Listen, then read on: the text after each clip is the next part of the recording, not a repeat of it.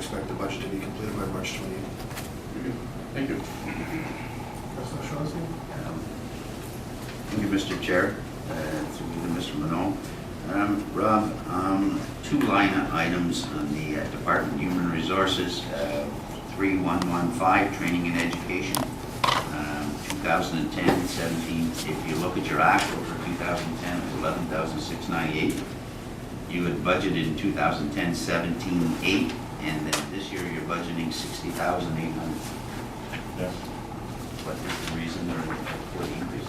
That's an enhancement of our organizational development and training initiative. You'll recall the conversations we've had on a number of occasions around this table with respect to recruitment, retention, succession planning. This is an investment of dollars to enhance our ability to retain and avoid having to go outside the organization any more than is absolutely necessary in order to find our success. So this is new dollars. These are new dollars. This is an enhancement to a program that really the organization, in terms of dollars, nothing more than lip service to in the past. We talked about it, but we didn't really invest hard dollars in it, and that's what this increase is about. Okay, so $60,800, and that is strictly for your department? It's a fund that's administered by my department for the corporation. But it's a corporate corporate initiative. Yes. So you know, when you take a look at this here and the trouble that we had in finding a chief building official and an engineer or whatever, that there very well may be for, let's say, the individual that may be under or not qualified as yet as a building official for furthering his education so that he would be able to move in to a position similar to the chief building official. That's certainly that's part of it, and that's our long-range hope. Okay, So through this, we'll be able to create those kinds of. so the 60,000 or the 6,000. Do you know how many employees that would directly affect? No. I mean, it's a contingency. Okay. The fund is a contingency. It gets spent based on how the departments assess need. Number one, and number two, in terms of the employees themselves and their own self-assessment of their needs, of their wants and desires in terms of career development. They make application. They make their interest known in enhancing themselves and make application through their managers for subsidy in this regard. Okay, so that you haven't really identified at this point in time a direct use for that 60,000?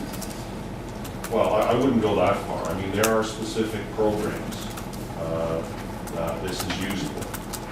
So it's more or less a reserve that the money is available should somebody come online for the education. Well, it's, as I say, it's a contingency fund. It's designed to address ongoing career development. It's going to be spent in 2 specific program areas, or with respect to 2 specific programs. It's not just kind of whatever. There's a leadership training program that is provided by St. Lawrence College.